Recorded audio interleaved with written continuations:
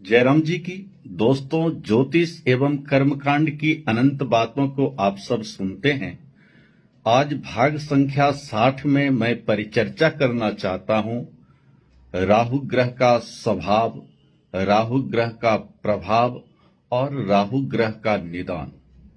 दोस्तों, ज्योतिष जगत में जो नवग्रहों के बारे में हम आप सब सुनते हैं कि नवग्रह हैं, वास्तव में 7 ही ग्रह हैं और इसलिए सप्ताह में 7 ही दिन होते हैं। हम आप सब जानते हैं, रविवार से लेकर के शनिवार तक राहु केतु का कोई अपना दिवस नहीं है, कोई अधिकार नहीं है। इसी प्रकार से जो 12 राशियां हैं, उन राशियों में भी राहु केतु को व्यक्तिगत अपना कोई अधिकार नहीं मिला है, किंतु जिसके साथ राहु या केतु होता है वैसा ही स्वभाव और प्रभाव अनुसरण कर लेता है या अनुसरण जैसा बना देता है। ज्योतिष जगत में राहु को 18 वर्ष की आयु मिली हुई है और प्रत्येक व्यक्ति की कुंडली में 1.5 वर्ष तक एक राशि में राहु और केतु विराजमान रहते हैं। आपने सुना कि प्रत्येक ग्रह कब कब कितना समय रहते हैं, किंतु राहु की बात करें तो 1.5 वर्ष तक एक राशि में राहु विद्यमान रहता है। राहु ग्रह को छाया कारक ग्रह कहा गया है। वास्तव में दिखता नहीं है, किंतु प्रभाव पड़ता है। जो नवयुवक लोग हैं या जो सनातन धर्म को मानने वाले हैं, विवाह संस्कार में जब सिंदूरदान इत्यादि सारी चीजें हो जाती है तब छाया दान होता है। हम सब छाया दान को शनिदान के लिए समझते हैं। वस्तुतः छाया दान प्रतिबिंब का दान करने से राहु का दोष नहीं लगता है, इसलिए छाया दान करते हैं। ये कर्मकांड जगत में जो 16 प्रकार के संस्कार हैं, उन तमाम संस्कारों में छाया दान करने की प्रथा है। कालांतर में धीरे धीरे हम सब अपनी संस्कृति से अनभिज्ञ होते जा रहे हैं और इसलिए कटौती होने के कारण न तो हमें कोई अभिभावक ठीक से उस बात को बताता है, न ही हमारी जिज्ञासा रहती है, न ही हमारे पास समय रहता है। इसलिए जो भी कोई भी शुभ कर्म हो तो छायादान अवश्य करना चाहिए। चाहे वो जन्म दिवस हो, उस पे भी अगर हवन करते हैं तो छायादान करना चाहिए। इससे राहु का दोष नहीं लगता है। राहु के बारे में कहावत है कि एक राक्षस का 2 भाग हो गया, तो एक राहु बन गया और एक केतु बन गया, किंतु अमृत का पान कर लिया था, इसलिए अजर और अमर हो गया। और इसलिए नवग्रहों के मंत्रिमंडल में राहु और केतु को वही स्थान देना पड़ा जो सूर्य से लेकर शनि तक को स्थान मिला है। राहु की अवधि 18 वर्ष है और राहु का ग्रह का जिस पर कुप्रभाव पड़ता है तो फिर 18 वर्षों तक उसका कुप्रभाव रहता है। बढ़िया प्रभाव हो तो 18 वर्षों के लिए होता है, परंतु बहुत ऐसे जातक होते हैं जिनके जीवन में राहु की दशा आती ही नहीं है। अंतरदशा या प्रत्यंतर दशा का ही लाभ या हानि हो पाता है। कुछ ऐसे व्यक्ति भी भाग्यहीन होते हैं जिनके जीवन में अगर राहु खराब हो और राहु की दशा आ जाए तो 18 वर्षों के लिए उनको वह दशा भोगनी होती है।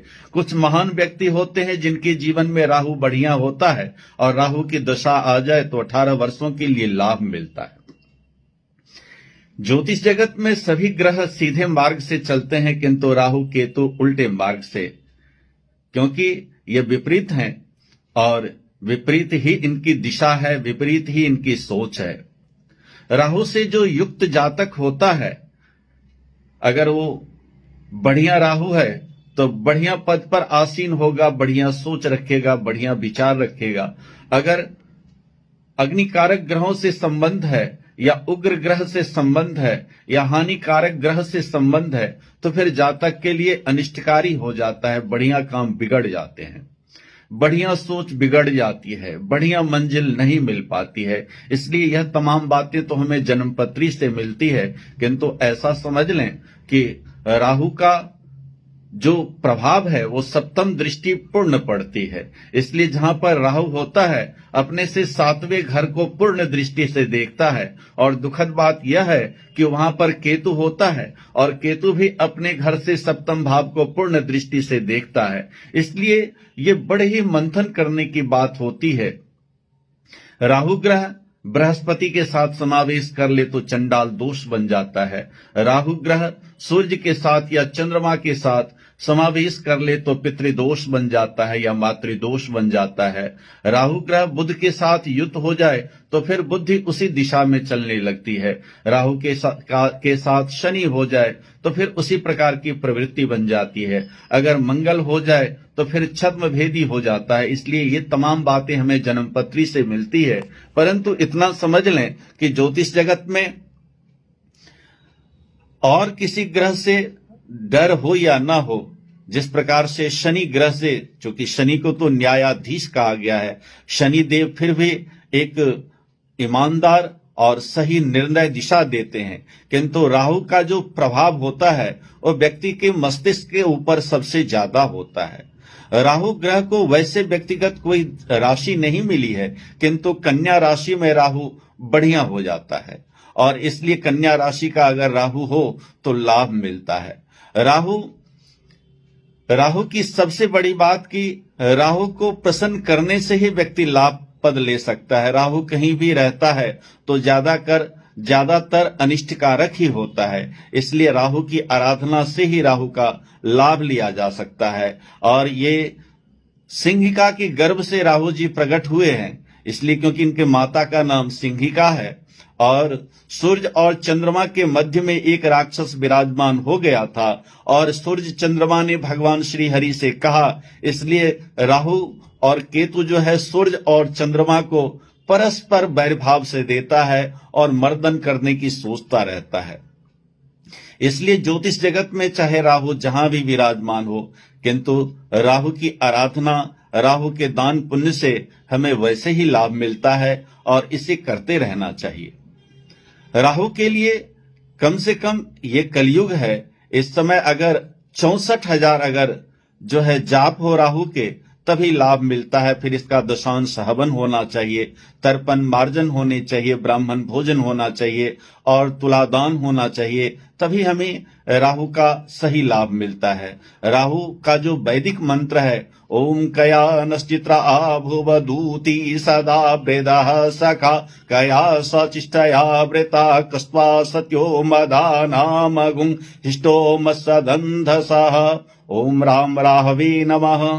पौराणिक मंत्र में आप वैसे छोटा सा मंत्र ओम राम राहवे नमः, लेकिन वैदिक मंत्र यह है, अगर आप और राहु को प्रसन्न करना चाहते हैं तो आप दूसरा यह भी मंत्र है, ओम अर्धकायम महावीर्यम सूर्यादित्य विमर्दनम चंद्रिका गर्भ संभूतम तम राहुं प्रणमाम्यहम। ये जो मंत्र है, इस मंत्र का आप पाठ कर सकते हैं, इससे भी राहु देव प्रसन्न हो सकते हैं। मैं बार बार देव शब्द का प्रयोग इसलिए कहता हूं क्योंकि ज्योतिष जगत में जो नवग्रह हैं, वास्तव में ये नवग्रह ग्रह ज्योतिष जगत के लिए है, किंतु मानव के लिए, दानव के लिए तो ये देव तुल्य हैं और इनसे अपनी अपनी कामना जो व्यक्ति करता है उस प्रकार से उसको लाभ होता है। राहु का जो दान है वो तुलादान होना चाहिए और 7 प्रकार के सप्त धान्य इत्यादि की विधि बताई गई है। राहु को आप प्रसन्न करने के लिए गोमेद धारण कर सकते हैं। गोमेद का भी अपने मध्यमा उंगली में बुधवार की रात्रि 12 बजे धारण करने से ही गोमेद का लाभ मिलता है और गोमेद चांदी में धारण करना चाहिए। दूसरी बात, अपने वजन के अनुपात में 10 किलो है तो 1 रत्ती के हिसाब से अगर आप गोमेद पहनते हैं तो लाभ मिलेगा। और गोमेद स्वतंत्र प्रभार का है, गोमेद के साथ और नगों का समावेश नहीं हो सकता है, क्योंकि जहां राहु देव हैं वहां और ग्रहों के साथ मित्रता नहीं है। इसलिए महादशा और अंतरदशा के अनुपात में ही रत्न धारण करने चाहिए, तभी हमें लाभ मिलेगा, नहीं तो हमें लाभ नहीं मिल सकता है। बुधवार के दिन हरी वस्तु का दान करने से लाभ होता है राहु ग्रह का। बुधवार के दिन मछलियों को जिमाने से लाभ होता है। बुधवार के दिन मांसाहारी भोजन नहीं करने से लाभ होता है। बुधवार के दिन ओम गंग गणपतये दुर्वा से 108 दुर्वा इस मंत्र से गणपति जी को अर्पण करने से राहु को देव को आप प्रसन्न कर सकते हैं।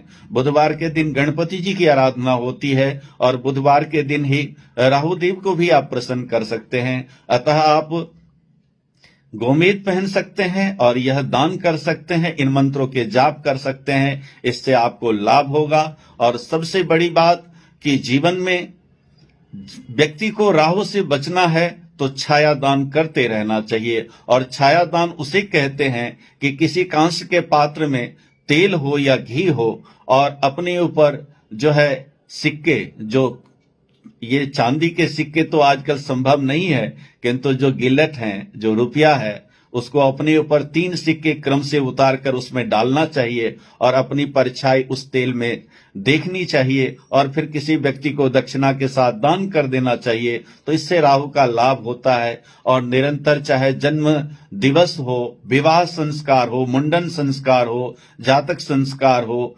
नामकरण संस्कार हो, ये जितने भी यज्ञोपवीत संस्कार हो, तमाम संस्कारों में छाया दान करने से राहु देव की कृपा बनी रहती है। तो छाया दान अवश्य करें और इससे लाभ होगा।